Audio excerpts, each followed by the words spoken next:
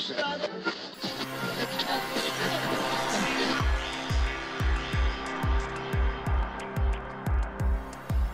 this is Leon Poe, man. You listening to Causeway Street Podcast. What's up, y'all? This is Kenny Anderson. Y'all listen to the Causeway Street Podcast.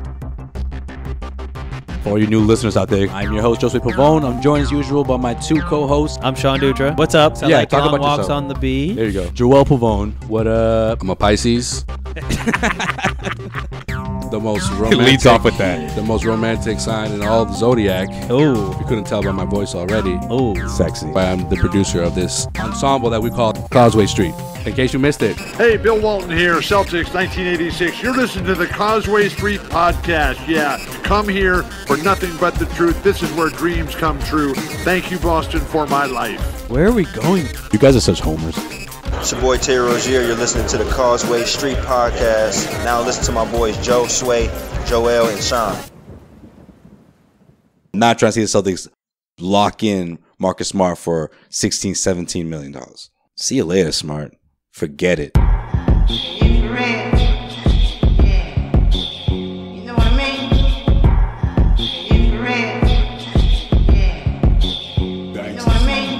Back with another edition of the Causeway Street Podcast. The Pavone brothers are back in the house. No Sean Dutra. And no Celtics going to the NBA Finals. But you already knew that, obviously. Celtics fell to the Cleveland Cavaliers in Game 7 at TD Garden. LeBron James led the way, of course. What else is new? Jeff Green got some time in, balling up, 19 points, making up for the production that Kevin Love didn't provide throughout most of the series. Uncle Jeff. You know what? It actually worked out better this way because they were able to not only switch him defensively on guys on the wing for the Celtics, but just sped things up a bit. You know, I just felt like they just looked better with him in the starting lineup.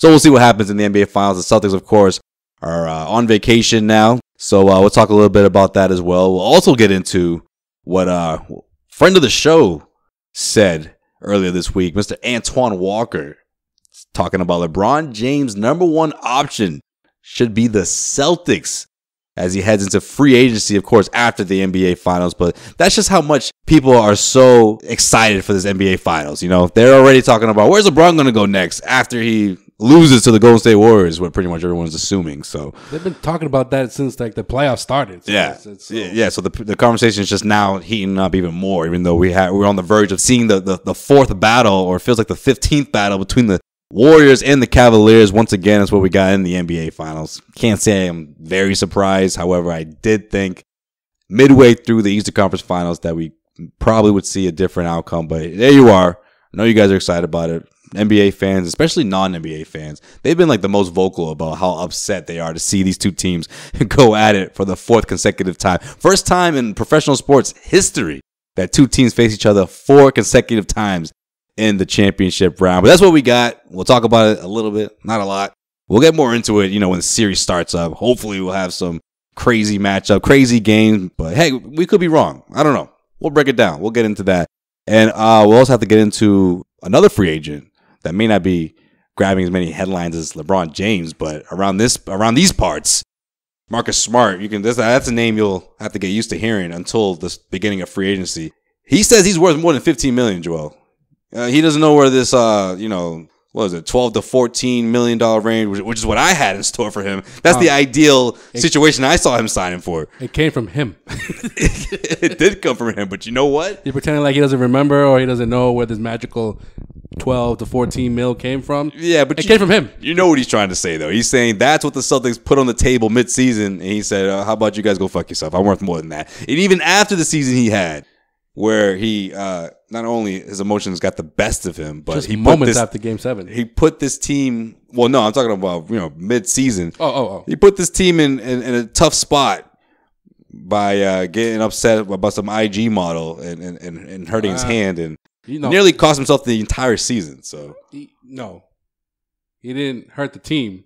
He hurt his value and himself. But yeah, he did.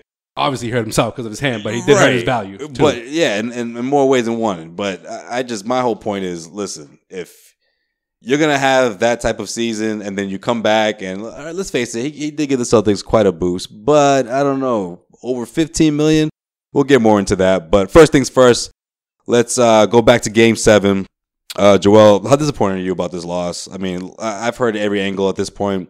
The Celtics should have did this. The Celtics should have did that. How did the Cavs were able to do this? My whole thing is, and I'll continue to say this, and you know what? If you don't agree with me, you can go off in the comment section. I don't care, because at the end of the day, the way that fourth quarter played itself out, those final few minutes where Terry Rozier was jacking threes, Marcus Morris was jacking threes, Al Horford jacked up a three. All open, by the way. All great looks. All three of those guys had an opportunity to slice that deficit at least down to 1 point when they got it down to 4. And the shots didn't fall. The shots didn't go through the hoop. They didn't fall when they needed it most. I know we've seen the story time and time again.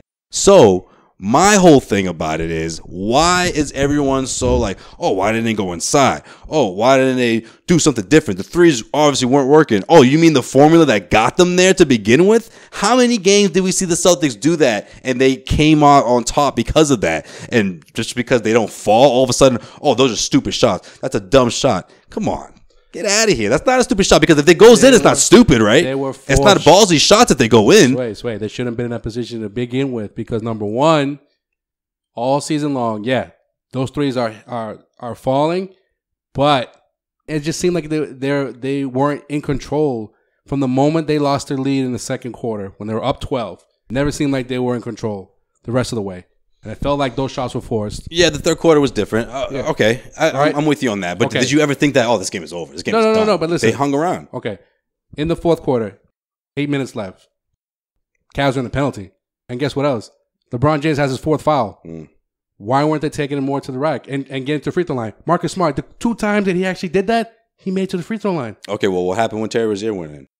What do you mean? When he went inside, what happened? Oh, that was a fast break thing. He got his shit punched, man. He got fouled. He got fouled. That was all hand. You remember that. Come on. Regardless, man, the outcome wasn't pretty. And that's going to stick in your head a bit, especially when you're that age, when you've never been on this stage before, and you're minutes away from trying to make it to the NBA Finals against LeBron James, the best player in the world. But LeBron didn't beat the Celtics, in my opinion. If you read my piece on CauseWayStreet.com, Jeff Green went off. J.R. Smith went off. Two guys that were dormant during the rest of the series. Yeah, but LeBron is but that's fine. LeBron, but they only won by 8 points. Common denominator. No, it doesn't matter, because LeBron went off for 42 in game 2, and who won that game? Yeah, but he was responsible for he was responsible for 10 of the last 14 points scored for the Cavaliers. Okay, so then you're telling me they lost in the 4 minutes? Is that what you're telling me? No, I'm telling you that the Celtics, well, essentially. Yeah, I guess if you put it that way, in those last 4 or 5 minutes, the Celtics make those shots. If they're able to, slow down LeBron, whether it's him scoring or him finding open guys, yeah, I guess so. Okay, so then Rozier missing those 3 or 4 3-pointers. What about the other 6 he took? What about Jaylen Brown's other 7 or 8 3-pointers he took that he missed? It wasn't just in those 4 minutes.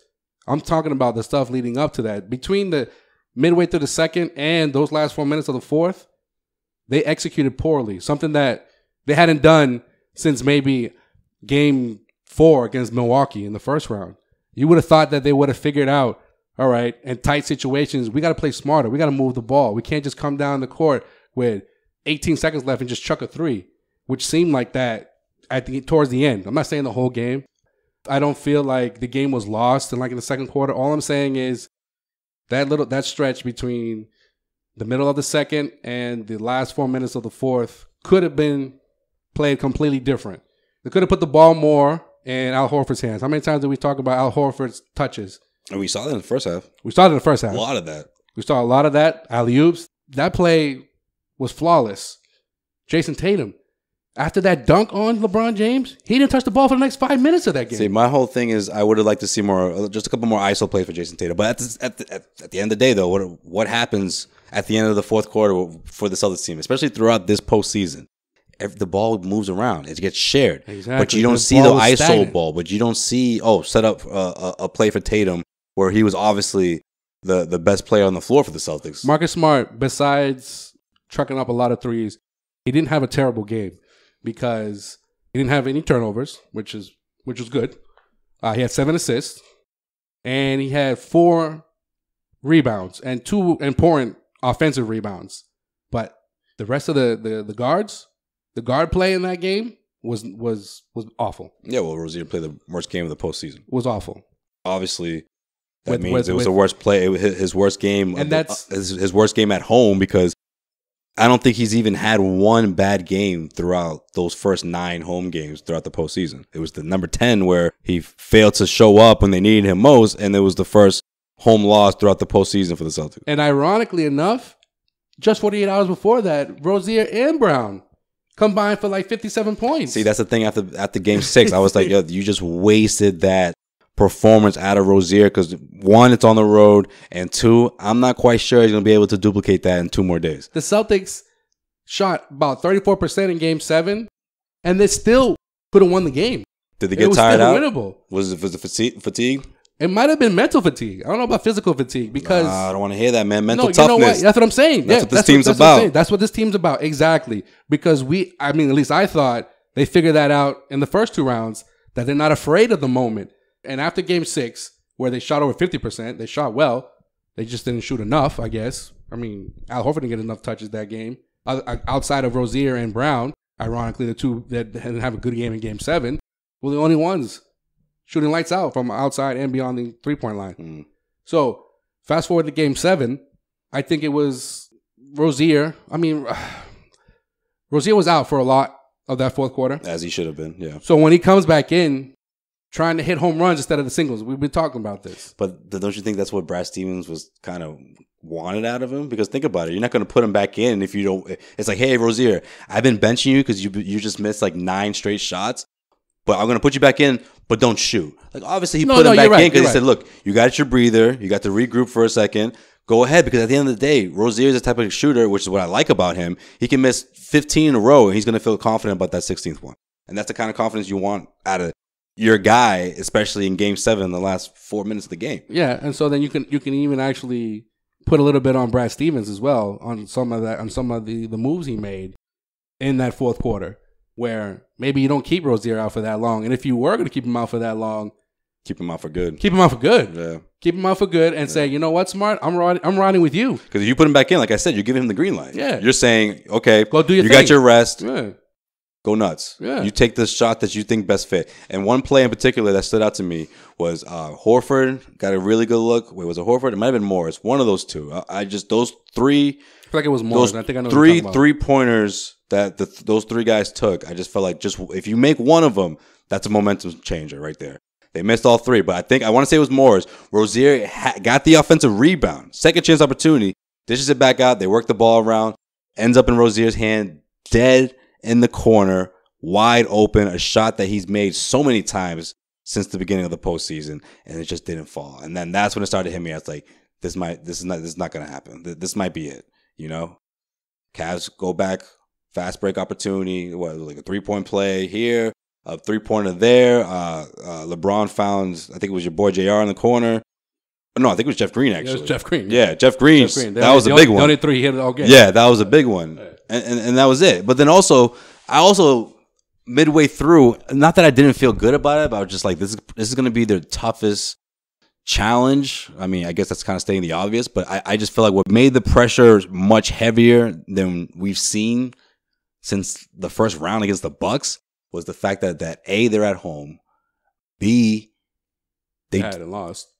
Right. Well, they hadn't lost, but no, I was going to say B, they were in it for the last 4 minutes, but they didn't have the lead. Yeah. If you look at the last, I don't know but since after the Bucks series, they've always had a legitimate cushion at that point in the fourth quarter, even against Philadelphia in Game 5. Remember Game 5? Yeah, no, but especially against Cleveland. Right, especially against Cleveland. In games it wasn't even close in games 1 and 2. 2 and 5. And 5, yeah. They're right. They did. But again, even being down by about, I think it was down 7 at like the 4-minute mark, if I'm not mistaken. And they did cut it down to 4, but at that point, that's the closest they got. At that point, you're like, all right, now time is starting to be a factor. They're not hitting their threes, but then all of a sudden you're like, but why are they going away from Jason Tatum? That's on Brad Stevens. Mm-hmm. And I think they called their last timeout, and there was either 3.5 or like 3 minutes left. That was their last timeout. So for the next 3 minutes, unless there's a foul called or Cleveland calls a timeout, you're just like, all right, the last thing I told you guys to do, it's on you guys. So maybe timeout management or certain plays being ran or substitutions. Again, I know Brad has been through 2 Game 7s, right? Washington last year, Milwaukee this year. But he's never been in a Game 7 for a chance to go to finals. He's a rookie in that aspect.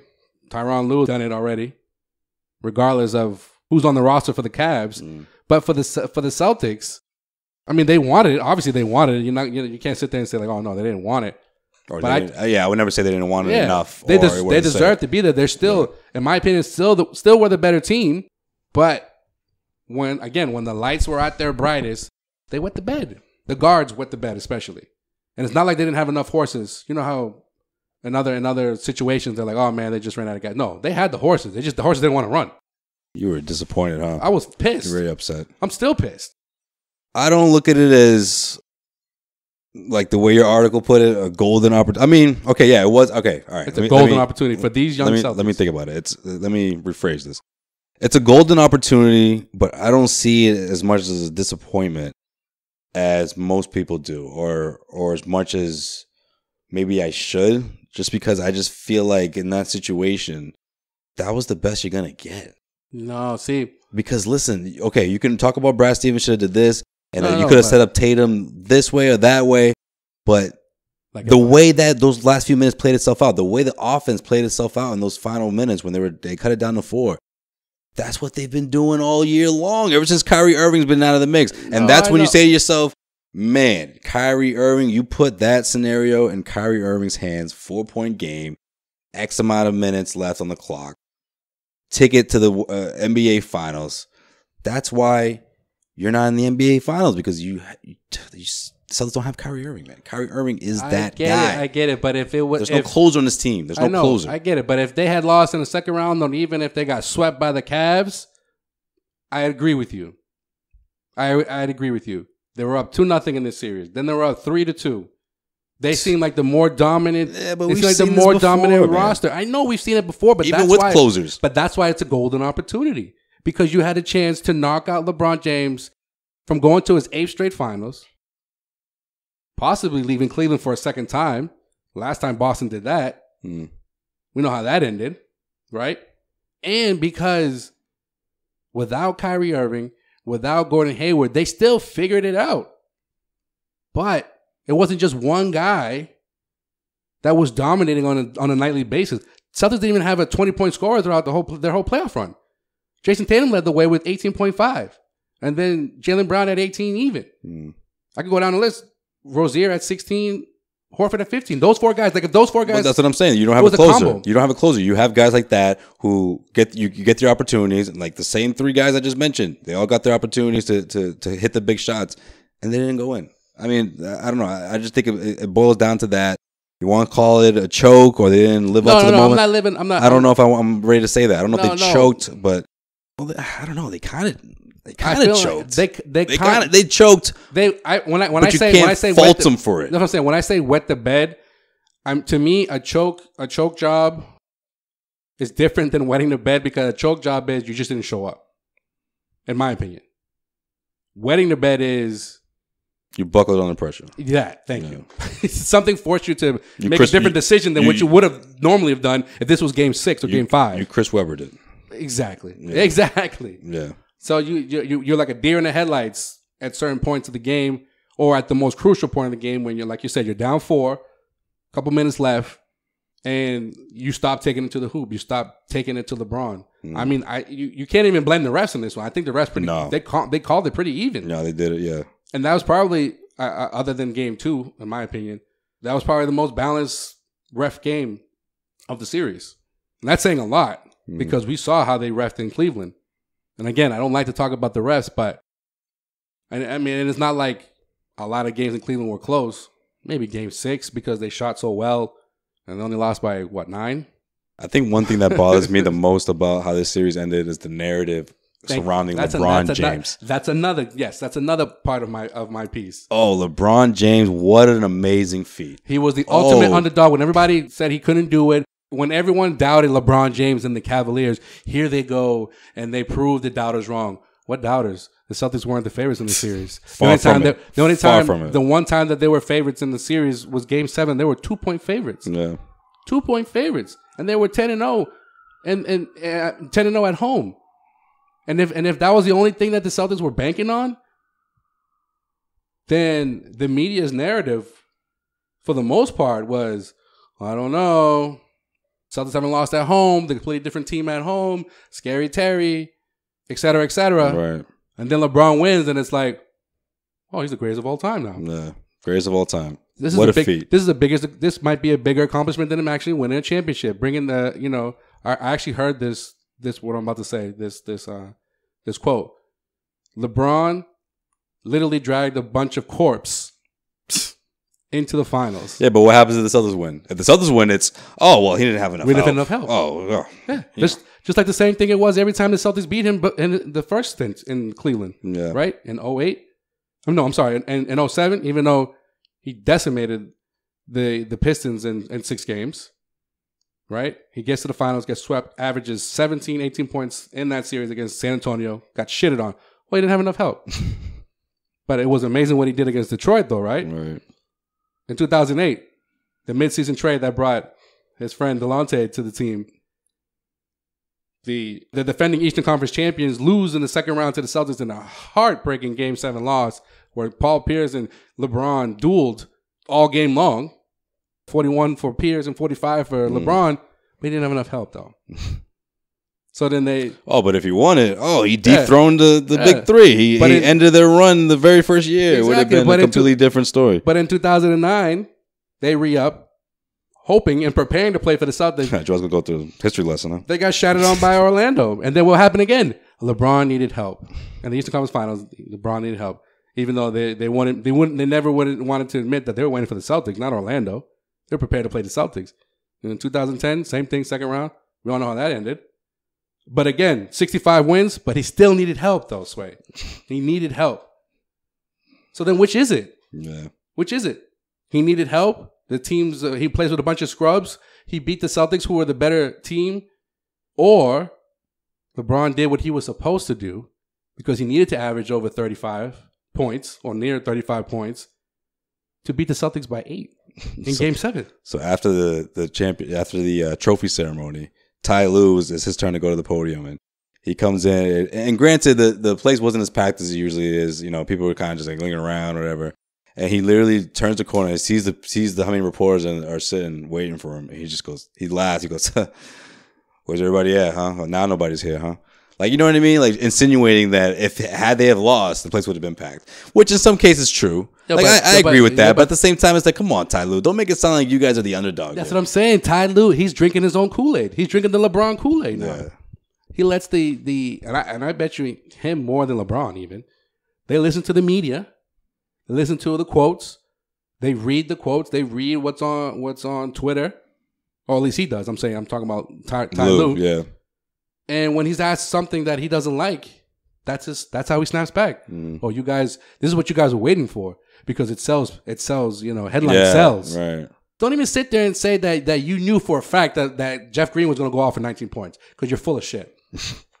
You're full of shit. You went like this between Larry Nance and Jeff Green. Eeny, meeny, miny, mo. Catch a tiger by the... All right, we're going to go with Jeff Green today. And that's exactly what he did. You're not going to sit there and tell me that you knew that Jeff Green was going to go off like that in 2 straight games when he was averaging barely 7 points in the first 5. And me and you, Sway, we're talking about how that was a great pickup for the Cavs when the season started. Well, yeah, that, and then also the fact that heading into the series, we're like, he's been your only reliable reserve. Yeah, he was the only consistent. The only consistent one. 7 point as scorer. Bad as those, as bad as those numbers sound for a team that's that's heading into the finals. I mean, shit, they have a starting shooting guard who in 2 games combined for a point, and J.R. Smith 1 point. And then he finally makes more than 1 3-pointer in Game 7. So that's what annoys me the most. LeBron's going to be LeBron. We already know that. But the Celtics already proved that they can beat LeBron, even if he goes off for a triple-double, if the rest of the guys don't go off. Whoa. No, and when I say go off, I don't mean like another 20-point scorer. What did I say on our last podcast? That LeBron, other than him going off with between 35 to 40 points, he needs at least 2 more double-digit scorers. And that could mean 10 points or 19 points. And that's exactly what happened. So that's what gets me. Call me old-fashioned, but LeBron did what he was supposed to do, giving the squad that he has, but the Celtics let Jeff Green go off back-to-back games, and you let J.R. Smith beat you. That's just my opinion. So how many games are the Warriors going to win this in? 3. They're just not going to show up for game 4? Yeah, they're just going to forfeit in game 4. They're going to be like, you know what, we're going to start our pitch to try to keep LeBron in town. We're going to take our participation trophy for making it to the finals. We're going to start putting trade offers in to try to beefing up this roster as much as we can. My favorite destination for LeBron since he's won is Houston. Ever since Game 7, the end of Game 7, and so the next 24 hours, so from when the Celtics lost all the way to when Houston lost, now the narrative is like, yo, LeBron should go to Houston. Forget LA, forget Philly. He should go to Houston because Houston is one LeBron James away from possibly beating the Warriors. Yeah. That's the only person that's beat the Warriors. It's LeBron James. But the thing about that is the money gets tricky. It's like you got to figure out a way. You got to find some sucker to take a Ryan Anderson with a fuckload of dough left on his contract, and you got to find a way to figure out what you're gonna do between Capella and Chris Paul. I mean, or Capella. These are important pieces, especially Capella. Capella made all the difference, in my opinion. Kept that game close in Game 7, or relatively close until Steph Curry went off, and then Kevin Durant joined him shortly afterwards. Which is, by the way, when those two are doing that, there isn't a team in the world that can stop them, in my opinion. So when that happens, that happens. But and throughout the series, Capella was very important for this team, and I think he's a guy that can be a pillar, but he's going to command a lot of dough. So I don't know. I'd be really surprised if they can somehow retain his services. Well, if CP3 is really serious about winning a championship, I think he's made his money. I think those State Farm commercials. Oh man, he's getting paid well for those. You better take your $8 million or whatever you want to take. You better take that. And so then minimum just to create some space, because let's face it, this is it. I mean, if you get one more chance, that's if you can stay healthy. Shit, they need to bring his games during the regular season down to like 40 tops, which is another thing. I mean, what he missed 20 games this year? I think close. Yeah. Why would you play him so much? Even Doc Rivers from afar was just like, that's a terrible decision. Doc Rivers, the king of resting your veterans, must have been like, why are you playing him so much? Well, that's another reason why, I don't believe in D'Antoni's system. And trust me, Sway, you remember when the run and gun Suns were like in the Western Conference Finals almost every season when he was at the helm with Steve Nash. And then just after a while, I was like, this system doesn't work. Of running crazy, shooting threes like there's no tomorrow, and only playing 6-7 guys tops. When you knew Chris Paul wasn't going to play in Game 6, it's time to like we said it before the series started. It's time to do something that I'm not comfortable with, and that's actually using the other fucking 6 or 7 guys on the bench that are waiting to play. What'd you think about Brad Stevens doing that 7-man rotation? Which is something that came to my mind. Something that came to mind in me was when this game was either going into the fourth quarter or I think the first couple of minutes of the fourth quarter. And I looked down at the numbers and I'm like, man, Rozier's already over 30 minutes right now. You know what I mean? Like down the stretch, which is why I think obviously his play had more to do with it, but the minutes were stacking up. And I think that was kind of like the point where Brad Stevens was like, all right, he has to sit regardless. I'm going to try to figure out if I'm going to put him back in or not, but see how the game plays itself out. Marcus Smart was well over 30 at that point. I mean, all these guys were either around or over 30. The whole rotation, pretty much. The whole 7-man rotation. I tweeted through the Causeway Street Twitter, at Causeway Street, when the fourth quarter started. Well, actually, when the third quarter ended, I thought that the Celtics going to use a little bit of Baines to start the quarter. But we didn't see Baines for the rest of the game. Yeah. I thought that would have given either Horford or Morris a blow.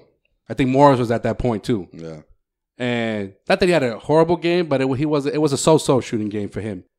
And I thought you either one of those two guys you get a blow and then you You use up Baines' fouls. And then bring in Horford, bring in Morris, and see what happens. Because Horford only took 2 3-pointers and made 1. That's low for him, especially at home. Yeah. During this playoff run. Well, LeBron James didn't need any breather.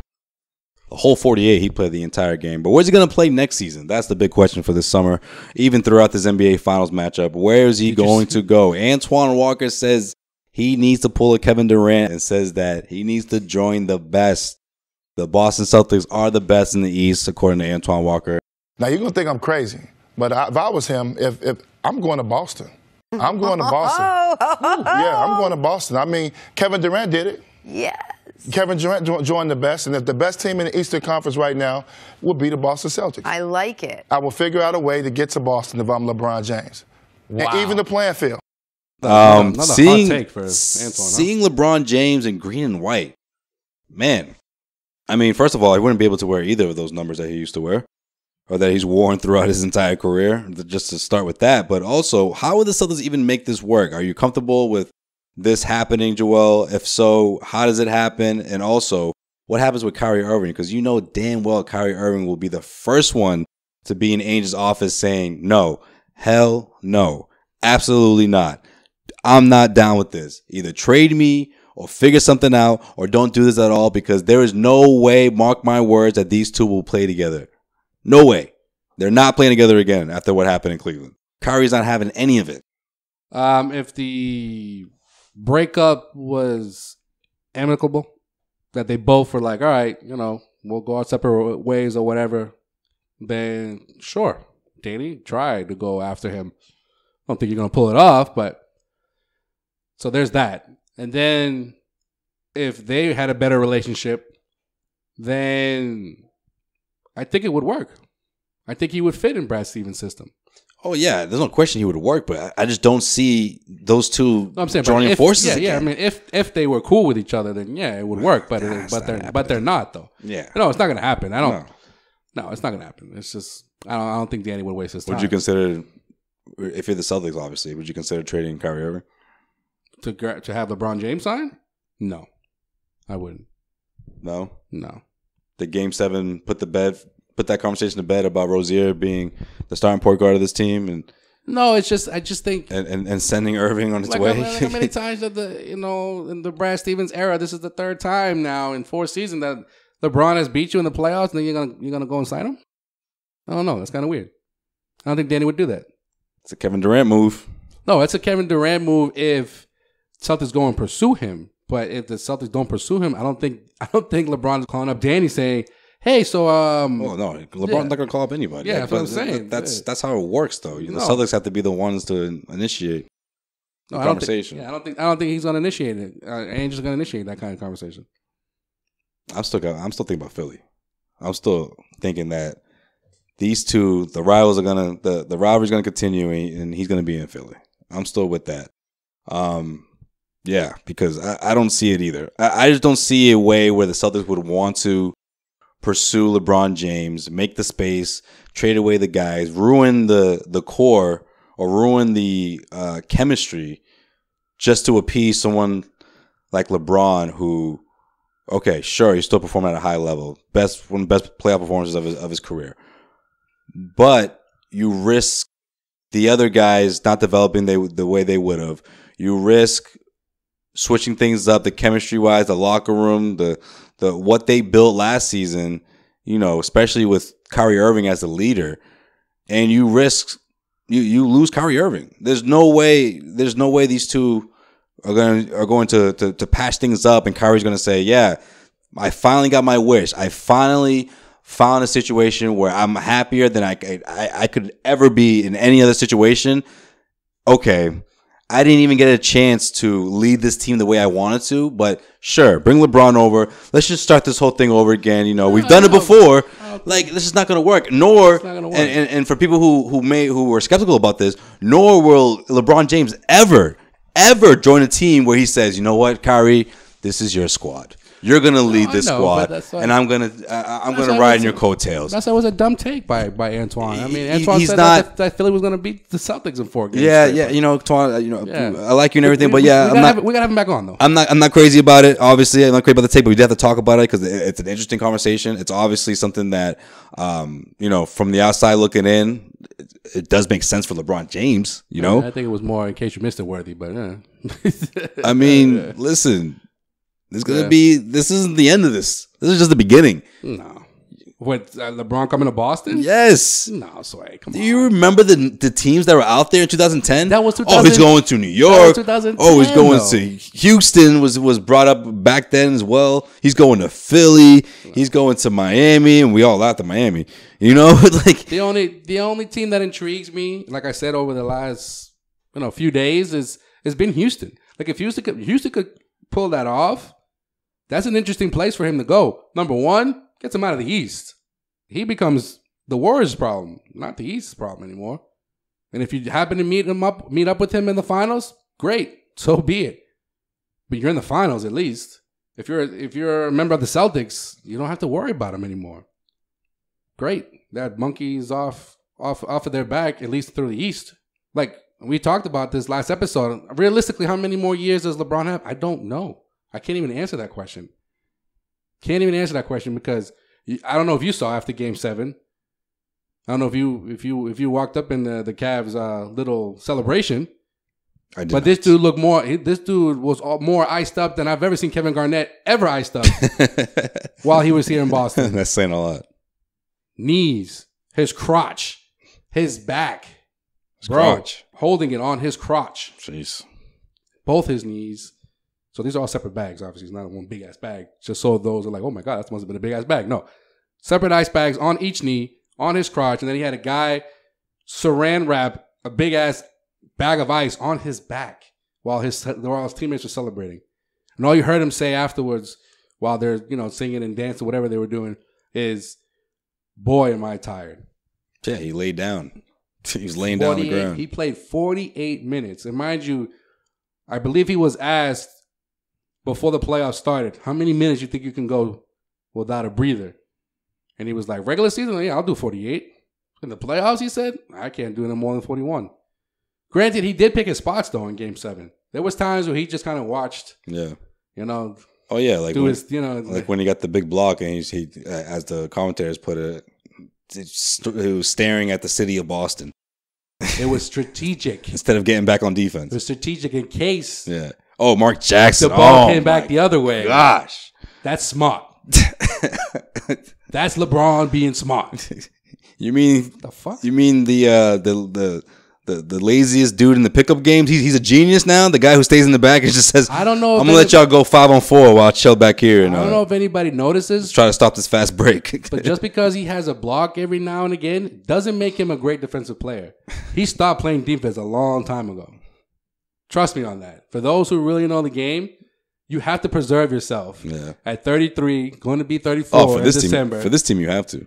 And if the great coach Tyronn Lue is going to make you play 48 minutes on all 82 games in the regular season, he's going to have to pick his spots when he says, you know what, I'm going to take a couple defensive plays off and see if my teammates will respond. Oh, no, they didn't. Oh, well.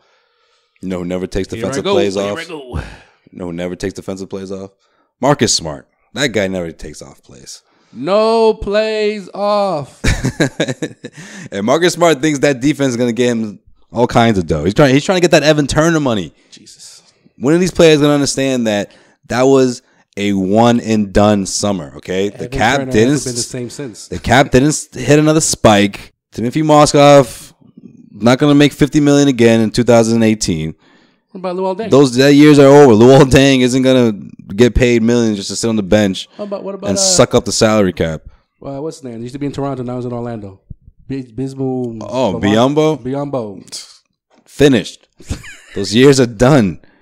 Never to be heard from again. But if Marcus Smart is saying this, it's because someone's in his ear. Someone's saying something. His agent. Well, that's what I'm alluding to. Yeah, trying to get that chunk. My whole thing is, we know it's going to come down to him and Rozier. So if that's the kind of money he's getting offered, if that's how much it's going to take for the Celtics to retain his services, see you later, Smart. Forget it. Don't do it. You're talking about not trying to see the Celtics lock in Marcus Smart for $16, $17 million a year. No. All right. So when you say down to him or Rozier, what are you talking about? Like when it comes to re-upping Rozier next year? Yes. Well, first of all, yes. And if Rozier's commanding that kind of money, first of all, the smartest thing, no pun intended. Flip him. The smartest thing for trade him for Marcus to do is take that qualifying 6 point whatever mil. He's not doing that. No. I'm serious. Take that. Because the only other thing that might happen, and it won't be what he's asking for, which is like apparently more than 12 to 14 mil. The only other thing that Ainge could do, and he could do this the same way he did it with Avery Bradley, is extend him. Give him a little bump. What did he make this year? 4? He's not taking that bump. Give him a little bump. No. Give him, I was always in the camp for most of the season, like, no, he's not worth any more than 8, 9. And then he came back for that little bit before he injured his thumb again before the playoffs. And I was like, all right, give him 9, maybe 10. And then from when he returned in game 5 against the Bucks up until game 2 against the Cavs, where the Celtics were 8-2 in that span, I was like, fuck it. Give him 12. I'm not budging from that. I always said 12. I always said 12 to 14. I'm not budging from that. Because from game 3 on, I think he might have lost some value. But I'll still would give him 12. But I don't know if the Celtics want to do that, because then you got to worry. You brought up Rozier for the next season, the next summer, but then you got to worry about Kyrie, because he's not gonna opt into that player option he's got. He wants a new deal. Yeah, but you can. I think because of what happened in Game 7 and the fact that obviously he's going to have a very what do you call it, reduced role once Kyrie Irving comes back. I think you're going to see Terry Rozier's value fall right in between that span, 12, 13 million. And if that's how much if that's his ceiling, and the Celtics can bring him back for a 3-4 year deal for a secondary role, a 6-man role, sign me up. Do it. Get it done. Out of the two, which one do I prefer for this team? I would go Marcus Smart. All right. And I know you Rozier, Scary Terry fans might disagree with that. Scary Terry's dead, by the way. But what I'm saying is, because Marcus Smart is someone who's offensively limited for starters, and someone who's inconsistent. I guess you could say the same thing kind of about Terry Rozier. But what makes him the game-winning plays, I think, make him more valuable for this team. However, if we're talking dollars, we're talking about a difference between $6-7 million, then look, let him go. See you later, Marcus Smart. Bring back Rozier. You try to lock him in when you can. Of course, if there's not a deal out there that that you think you can win, and by a landslide, of course, with the Danny Ainge mentality when it comes to approaching trades. If you can't flip them, then bring him back. $12-13 million for your backup, for your 6th man, your Terry Rozier. But let's face it, the Celtics aren't necessarily short on guards to begin with. We're going to be seeing a bit of a logjam, or the way Brad Stevens has to divvy up these minutes gets a lot more interesting when you got guys like Jaylen Brown, Gordon Hayward, Kyrie Irving, Terry Rozier. I mean, those are the bulk of the minutes going to your backcourt. Those are your 4 guys. I don't know. I mean, I think Gordon is more of a wing than a guard, and they're interchangeable. You can say the same thing about Jaylen Brown. But if you're not bringing back Shane Larkin, doesn't matter to me if they bring him back or not. Yeah, because you have Kyrie coming back, and then you have Terry, and then possibly Marcus Smart. Those are your 3 rotating guards, and then you can throw in Jaylen Brown a little bit in that mix, possibly Gordon Hayward, but then I think another guy that's going to lose minutes, and he wants actually a more increased role, would be Marcus Morris. Because now Jason Tatum has arrived.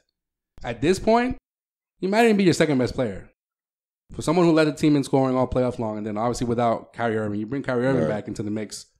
Yeah, my whole thing is, if you get the anchors for the second unit. If you got Terry Rozier and Marcus Morris, you're in good shape. And look, I like Marcus Smart. I would like Marcus Smart to be that guy. But if there's some, I don't know, Orlando Magic or whatever team willing to give him that 16, 17 million to be a starter or whatever, see you later. See you later. You lock in Rozier when you can. I think it's possible. I've been preaching that all season. Well, if he's saying this, then he's not just saying it just to say it. I mean, we've heard recent reports from Jackie McMullen who said that there's teams out there that are willing to give him that kind of money.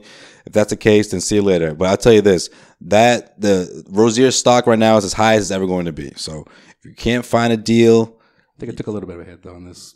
The Game 7 finals. A little bit. No, not Game 7. Just in the conference finals in general. Maybe a tiny bit. But my point is that he's not going to get that kind of exposure again. I mean, assuming Kyrie Irving is relatively healthy throughout the season. You're not going to see Rozier be the starting point guard for 3+ months, where he was able to not only control the offense, but, man, he was a big part of it. I can't wait to see how he develops. I still don't know if he's going to be a guy who sticks around way down the road, but if you can somehow keep him in town for the next 2 or 3 years, this window, I mean, this is a championship team we're talking about. Let's face it. Yeah, I mean, it's the NBA Finals or bust next season. That's it. That's pretty much it. That's the only silver lining. If this team doesn't make the finals, they failed. That's it. That's one of the few silver linings that I got after this playoff run. One, Jason Tatum has arrived. Probably now your second best player. Arguably might be your first, depending on how they want to use him next season, how Brad Stevens wants to use him next season. And they're a championship contender without those two, Gordon Hayward and Kyrie Irving. So now once they come back, barring any major changes, I don't know. You think Danny Ainge is still going to be looking to make changes? He already said that he loves this team. He already said he's going to make like a handful of like tweaks. But for Danny Ainge, you never know what he's thinking. The future's bright, but you can't predict it with Danny Ainge. He could be courting LeBron James. Who knows? Who the hell knows? One thing we do know is there's been a lot of crazy stuff going on around the NBA, so I can't wait to get into this last segment, the way we wrap up every single episode here at the Causeway Street Podcast. It is Joel's segment of In Case You Missed It. In case you missed it. Yo, real quick, though. Where the hell was Kyrie Irving in Game 7? I mean, I know the answer, but I just want to know why. Why? Why do you decide? It's a weird dude, man. In the middle, it's a different kind of dude. Of your team that you pretty much have been behind at home, at least, to possibly make it to the finals. You go, I'm gonna get nose surgery to correct my deviated septum now, because if they do make the finals, I'll still be at home watching it from there. Like, what was your thought process on that? That's just weird to me. It's a weird dude, man. Telling you. So does Jalen Rose have a point? He didn't want them to win. They didn't want them to win? Like, I think Terry would have needed some Kyrie, like, yo, cut the shit, guy. Like, just, like, pass the ball. Don't shoot anymore. I don't know. Take it to the hoop. I don't know. Something. Was that missing from Terry Rozier that night? It was really odd. That's just weird to me. You saw Gordon. It's like, you guys, Tice. You think you can do this without me? All right, let's see if you guys really gonna do this without me. I'm not even gonna be on the sideline. I remember asking that, and then then Mark Jackson read my mind, like, this is Game 7. Like, it's right. He has a point. Like, where the fuck is this guy? At first, I thought maybe he's in the back, but no, he wasn't present at all. What a weird guy. Hayward was there, saw him. Well. A lot of stuff in the association. A lot of things. So, in case you missed it, apparently, the 76ers president of basketball operations, Mr. Brian Colangelo, has been secretly running 5 Twitter accounts to criticize Joel Embiid, Jahlil Okafor, Nerlens Noel, and Markelle Fultz. Damn, Nerlens can't even catch a break. According to a report published by The Ringer, an anonymous tip came to them. No, shout out to them for doing their homework. Real, dude. Damn. This anonymous tip that they got came to them back in February of this year. And they pinpointed, this was The Ringer now, they pinpointed 5 accounts that followed media members, Sixers employees, and NBA agents. And there was one that was active between April of 2016 through May of 2017. There were 2 others that were active within the past 5 months, while one was just posting several times a day as recently as last week. So on May 22nd, this is the dude that wrote the piece in The Ringer. His name is I don't think he listens to our podcast, so I don't think he cares if I butcher his last name or not. Ben Dietrich, he's the one that reached out to the Sixers via email and asked about 2 accounts in particular. And he got a follow-up call that same day from a Sixers media representative. They said that they were asked Colangelo about it. Now, this is only 2 out of the 5. They didn't talk about the other 3. Just 2. Just 2 particular ones. Right? They said they told the Ringer they were going to ask Colangelo if he had information about those 2 accounts that was spoken of in the email. That same afternoon, within just hours of that phone call, the other 3 that were never mentioned gone. Had been switched from public to private. Essentially, the piece goes on about these collection of Twitter burner accounts. Aside from criticizing the players that I mentioned, they disclose medical information, decisions from the coaching staff, and calling out former Sixers GM Sam Hinkie. What do you think, Sway? Obviously, Colangelo denies. He's gone as far as saying that someone's setting him up. Oh, no. You want to hear the update? Shoot. Be the first that someone else updated me. But go ahead. So this is not too long ago. They came forward and said that it was his wife that did it. What? Yes. Colangelo's wife is the one behind this. Bum, bum, bum. What? You know what that is, though. Babe, take the blame because I might get fired for this. I'm going to need you to bite this bullet because no one else is going to believe me. You always look at the spouse in cases like any kind of cases. You always look at the spouse to see if this person's involved. And he just pushed her right in front of everything. I don't believe that for 1 second. And I'm sure I'm not the only one. I'm positive I'm not the only one. But that's the story he's going with. So we'll see how things unfold. We'll see what sort of digging the Ringer goes into, and not just them too, because they're under the heat lamp right now. Everybody's looking at them right now. So we'll see how this investigation plays itself out. Because the NBA is investigating, they're doing their own investigation. What's going on? Yeah, I was going to say that the Sixers obviously they've launched their own investigation. Joel Embiid has gone on Twitter saying that this is hilarious, but he doesn't believe it. So I don't know how much process will be trusted now going forward in Philly. But can you imagine that for like the Celtics? Like if a story like that came out for the Celtics, I'd be like, what? Like I'd be confused. Number one, I'd be confused above all. But you talked about Philly fans when you were down there for the last series or 2 series ago, and they're so into their homegrown guys.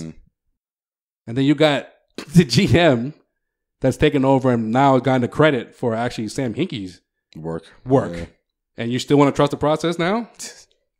And they're still going to, they're still going to go after LeBron. Yeah. Oh, yeah. You think LeBron would want to go play in some place like that where he barely trusted Dan Gilbert? He's going to go trust someone like Colangelo? I don't know. That's just weird to me. I think he still would. What else we missed? In case you missed it, Gordon Hayward got a plate and some screws removed from his ankle.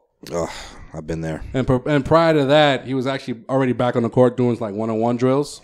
Yeah. So I was out there with him. Successful. Nice. So successful surgery to clean up his ankle. Yeah. Tib fib.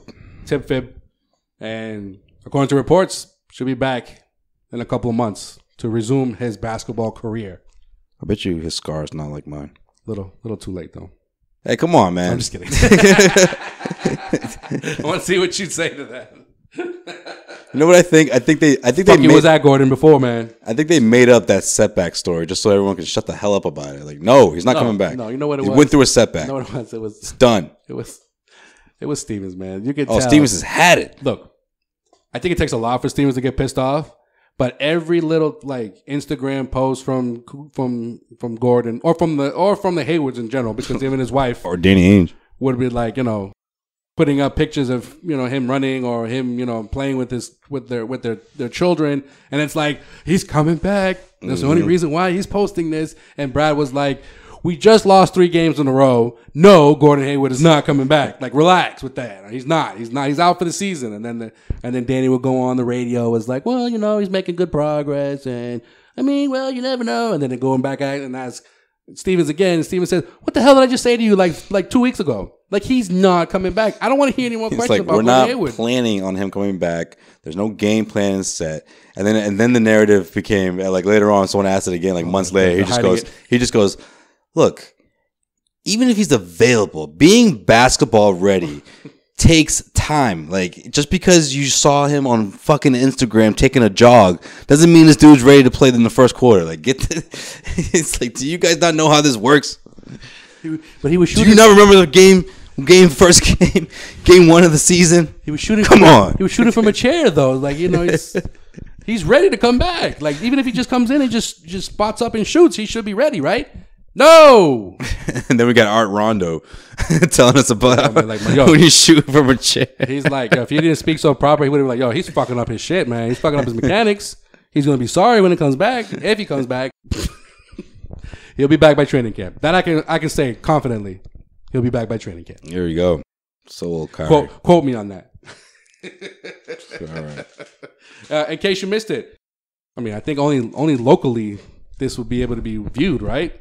Unless you went on their website, but NBC Sports Boston. Unless you're really a diehard Celtics fan. For real. For those, I mean, and I have come across those that live out of state. Oh, of course. Whatever like package they have, like cable wise, I don't know how they pull it off, but they're able to order that channel where they broadcast the Celtics. That might be me one day.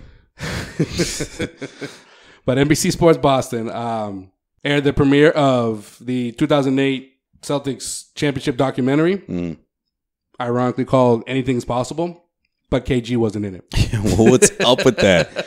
They're saying he declined to join. Well, obviously they must have asked him, but KG why? And Ray wasn't. I wasn't surprised that Ray wasn't in it. Really? Shocker for you to believe. You want nothing to do with that. Of course, he wasn't fucking in it. But the thing was named after a quote. He's done promoting his book. Yeah, right. Yeah, I know. Yeah, the whole thing was named after. So I'm thinking, and they were showing like, and I think they were just waiting for when the Celtics, playoff run ended, because they would never say when they were going to show this thing. Like during the playoffs, they were like, oh, coming soon. You're like, when the fuck are they going to show this thing? But Celtics season ends, and I think the next day they were like, this is coming on, and all the commercials that you saw for it, all the promotion was KG. And I was like, wow, this is going to be like some good shit, because like KG doesn't really do things like this. Yeah. And he really didn't at the end of the day. Decline, I don't know. I thought it was weird that he wasn't in it. But like all the other like funny stories from the other guys, and they pretty much got damn near everyone. Eddie House, James Posey. Praise Garnett. Oh yeah, the whole team was on it. Yeah. Fucking Big Baby Davis, who was high as hell on there. And yo, what's good with Tony Allen, bro? He's aged over the last year. Yeah, you text me about that. I mean, I don't know. I don't know, man. That's weird, yo. Like you were just playing. It's not like Big Baby who hasn't been out. He's been out of the league for 2-3 years. Yeah, right. Tony Allen was playing earlier this season. How crazy would it have been if he was still on the Pelicans though during their little? Oh yeah, that's right. Yeah. He did start on that team. I don't know if it would have made a difference against the Warriors. But yeah, I would say this though. I think what surprised me the most throughout the entire documentary was that. Big Baby, like I think he just finished smoking and then just said, yo, put the camera on, and just started talking about the Celtics. Like he was the only one cursing. The only one cursing. The only one that had his stuff bleeped out. But he was really animated though. He was lit. It was very entertaining. Very entertaining. To say the least. Big Baby did not care about talking on camera fresh off of smoking. Like, damn. Maybe it wasn't that. Maybe No, he had at least one. Maybe he popped the pill. Probably two. He had two going at once. Like right before they started. And you know what's funny too? If you look closely was a young buck? Towards the end of the documentary, he's getting sober. Like you can see him. He's coming down. He's coming down. Yeah. What cracked me up is like they would all be talking about one thing, and then like everyone would like say that part, and then PJ Brown said that part, and then it goes to Big Baby, and then just be like this awkward pause, and then he would just be like, beep. He'd be like, it's like, wow, this is amazing. And like his hands are going to place, his head is going all over the place. I'm like, damn, Davis is losing it. Davis, put the weed down, man. Yo, when they were talking about the arm wrestling between him and KG, that was a good story. That was hilarious. Yeah. No one thought that KG could beat big baby in arm wrestling. Yeah. But let me tell you my favorite part of that whole documentary. When they're in New Orleans for the All-Star game, and they see Paul Pierce saying that he's in a limo. Paul was drunk. Yeah, Paul was in a limo. I mean, Bourbon Street. He didn't say that he was drunk or anything, but all he said was he's like, there's mad traffic. He's in the limo, and all of a sudden he sees like this big tall dude like walking across, like literally in front of his limo. He's like, "Who the hell is that guy?" Realizes that it's PJ Brown. Rolls the window down, calls him over, gets out the thing, and he's like, "Oh, we can really use you this season. You know, let me get down your number." And when they panned PJ for his like part of the story, he's like, "Yo." All of a sudden, this tinted windows, limo comes up to me, and I'm thinking, "Oh man, this is gonna be a drive-by." It's like, yo, I fucking lost it, dude. I had lost it. PJ was mad funny in the documentary, but it cracked me up because afterwards, when they approached him the next day, they're like, "Yo, I know you saw Paul the other night. It was at a party, and and it was Ray that was like, "Yo, I know you seen Paul last night." You might have thought you probably weren't taking him too seriously because he's like, I know he had a, People on Bourbon Street tend to, they have a good time when they go down there. He said, yeah, that's what PJ was like. I didn't take anything he said serious. He didn't want to say like, yo, he was fucked up. Yeah, right. But he was like, Bourbon Street will do that to people. Just in general, when you come to New Orleans, you just have a good time. Paul looked like he was having a good time. Yeah, that's what he said.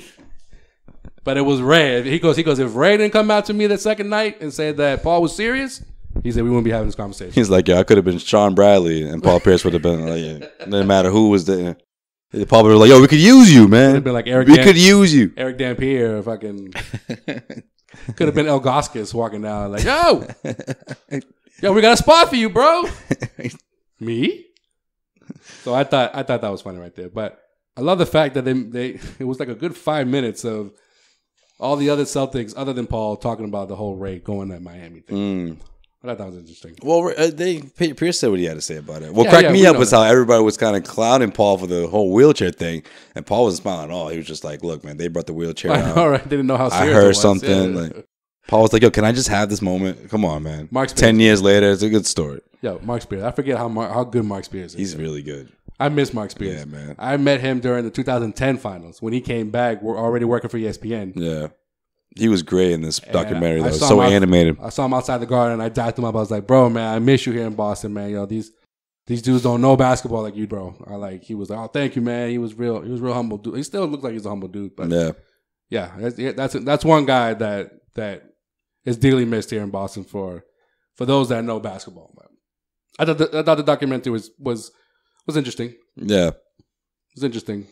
Yeah, it was good. I mean, like at this point, it's like, what haven't you heard about this team? It's been quite some time. This team has obviously been well documented, and I'm just surprised. What transpired throughout that season, what they had to face, the adversity they faced, and I like how they touched on what happened afterwards. And how close they came to winning the second one, and a lot of those guys, they even though they weren't on the team anymore, they felt like those are our brothers, and look at them go. They could get in a second one. Obviously, we know what happened in 2010. Yeah, I think those other dudes know or feel that it could have been at least a second or third championship during that run. It is hard to just win one. Perk, Pierce, Dog, they're like three-peat. That team could have three-peated. I mean, it's easy to say that now, but yeah. But I mean, looking back on it, I heard them talking about it on the radio, and I forgot how poorly Ray shot in Game 7 in 2010. Yeah, it was bad, dude. If he made like two of those, he was like, it might have been a different outcome. 2 of 9, I think. Something. It was awful. Paul still won't watch that game. I don't blame him. You haven't watched that game, have you? I haven't. No. I watched it. It's not on my to-do list. I've watched it once. Yeah, it happened to be on NBA TV the summer going into the next season. I was like, if I don't watch this now, I'll never watch it, and I haven't watched it since. It's funny watching that entire documentary though. Reminding me of how important that injury was for the Lakers when Perk went down. It's just reliving it, like game 6, and then heading into Game 7, and Rasheed did all he could do, but when he came down to it, they had so many second chance opportunities. The rebounding matchup was big in that last quarter, obviously, because the Celtics had pretty much led the entire game. I just remember, it brought back all these feelings.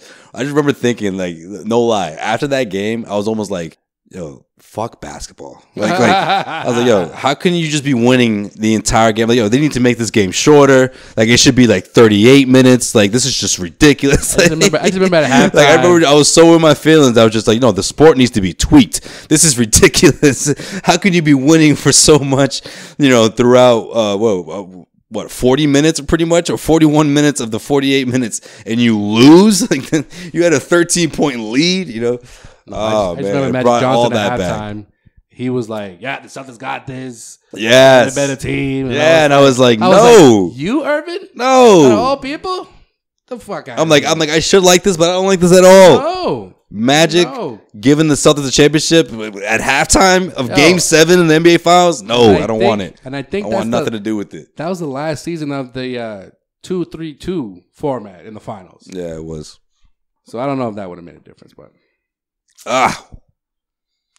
Two makes a big difference, man. I'm telling you. 2 championships and one. When you get the second one, it's more of a difference. We had this conversation when Paul Pierce had his number retired. I don't know. I always say that him and Garnett would be higher on people's list of all-time greats if they got to. But hey, it is what it is. It was a great run, obviously, and great memories. Good documentary. I liked it. But yeah, KG was very sorely missed. I'm just confused on why the Celtics never had those dudes or a good amount of those dudes come back just to be like honored the way like Fenway does like every season. I feel like they might do something. I think they might do something at the beginning of the season. Everyone's gonna be really high up on Kyrie Irving coming back and Gordon Hayward and seeing this team. They talking about something else? Huh? No, that's just Big Baby. Yeah. Yes. Baby will have that on deck. Yes. You know what else too? They recorded that before he got arrested for all that bags. Oh yeah, because they would have been like, "Big Baby, you can't be recorded like this, bro. Like, listen, you got a court case coming up. They found over 100 grams on you, and you just gonna toke up in the studio and let us record you? Nah, man. Come on, man. That's tough, man. That's tough. That's tough. It's almost tough as this Drake and Pusha T beef. Oh man. This ain't even NBA. What time is it? Damn.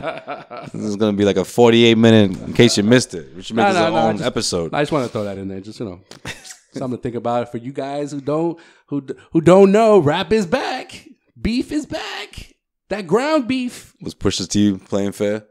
We talk about the first time or the second time? Obviously the second time, man. The second time, that's what, what else was he going to do after what Drake was saying that, hey man, the gloves are off. You ain't even, you're not even like, the gloves are off. You're the 5th best MC on your label. Yeah. I wrote songs for the guy who produced your album. I don't know. So he's like, oh, what do I got? I'll go the racial route because you wish you were black even though you're already half black, but you never met your father. But here you are being a deadbeat to an imaginary son that no one knows about. He exposed to him, a stripper. Bro. He exposed him, bro. That's great. We don't. It's not like 50. When 50 says this, he actually has proof. We haven't seen the proof. What do you mean the proof? Where's the proof? Where's Drake laughing this off, saying this ain't true? Where's the picture? Where's the picture of this so-called and stripper? Why was he in blackface? Like, why did Drake agree to do that? No, that's not Drake, bro. That's somebody else. That's not Drake. That's Drake. From where? He did that in 2008. He was doing a promo. That's Drake. You didn't know that? No. Yes, that's the whole thing. That's the biggest thing. Like, why would you do that? You have to address this, Drake, and you know what? Like, you have to speak up about this. Why are you in blackface? I don't know. It was him. I thought it was someone that looked like him. No, that's him. Wow. Well, the same way he got that's my first of like 7 questions for Drake. So, well, the way he dug up that picture, why didn't he dig up a picture of this so-called stripper who's his BM? Well, there's pictures of them two together, but obviously you can't say like they have a kid together. But anybody can just say you got a kid. Where's the proof? 50's the king of that. When 50 was like, yo, you're a corrections officer, everyone's like, what are you talking about? Bam, picture of him in a fucking corrections officer uniform.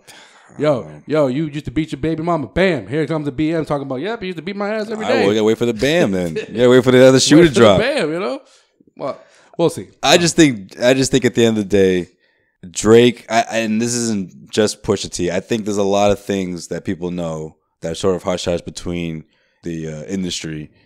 And Pusha T just exposed him, and I think he did it because he was like, "Listen, you want to talk about the Kanye thing and all that stuff." He's like, "You don't even write just you know what I mean." That's well documented that Drake doesn't always write his own stuff. Yeah, but that's a ghost. Everyone has ghostwriters though. That's the only thing that rappers, when they want to come at Drake, that's the only thing they talk about.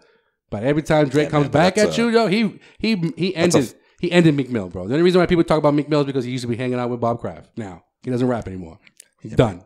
He forgot he wasn't battling Meek Mill, man. Pusha T is a beast. I don't know. Oh. I think Pusha T's got Drake against the ropes. I mean, I love myself some Common, but how relevant has Common been ever since Drake said what he said about Common? Regardless, though, I'm just saying, like, I mean, Drake, if Drake comes back, you don't know why it took him as long as it did for him to come back. Don't get me wrong, I love Pusha T, but like, where does this come from? Where does this come from? Joe's really Team Drake right now. No, I'm just saying, but where is this coming from? Wow. Where is this coming from, though? What do you mean? Where is this coming from Pusha T? Like, why all of a sudden you have a hard on for Drake? Because Drake has always been like he says, top 5. Everyone's like, yeah, he's one of the best rappers, and rappers like Pusha T are like, yo, this dude is not a great rapper. Like, that's it. One, the whole writing thing, that's like number 1 rule in rap. Like, you have to write your own shit, and obviously he's been exposed for that. Whatever, it is what it is. You know, Drake makes the kind of music he makes. Pusha T makes the kind of music, like two completely different artists. But my whole thing with Pusha T is once you get into a beef with somebody, you start bringing up his girl, which is what Drake did. The gloves are off. You get exposed. And man, I don't know. Pusha T must have had that blackface thing in his back pocket, but I don't know, man. I don't know. Drake got a lot of explaining to do. Yeah, the clock's ticking. We'll see if he says something before the release of this podcast. But if he doesn't, that's even worse. We'll see. I don't know if he was just trying to like push his album, which is only 7 tracks, to more of an EP than anything else. Why are you hating so much on Pusha T? I'm not hating on him, bro. Team I'm just Drake. talking about him. Team Drake. All right, whatever. I was just bringing it up just to say, like, get into it, but I wasn't really trying to have a conversation. Whatever. When I don't agree with you, then I'm team the opposite word. No, because you haven't said one thing about how Pusha T bodied him. Like, are you kidding me? When did he body him? He had a black face. But that's not bodying him, Sway. I'm talking about and then he talked about how he wants to be. be so black, and it's like, dude, you did blackface. But that's so easy to go racial. I can't think of a black person who did blackface. Okay, but it's so easy to go racial. Like, when someone goes blackface, absolutely. It's like the worst thing to do. That's just me. Whatever. Call me Team Drake. I don't care. I don't know, man. Do your research. There's literally a photographer who's like, yes, we did the photo shoot. This is Drake. Like, but all right. Cool. That's all I got for. In case you missed it. Thank you to all the listeners for all the support this season, of course. And CLNS Media for another year under their podcast umbrella. Make sure you follow us on all social media outlets. And hit up CausewayStreet.com.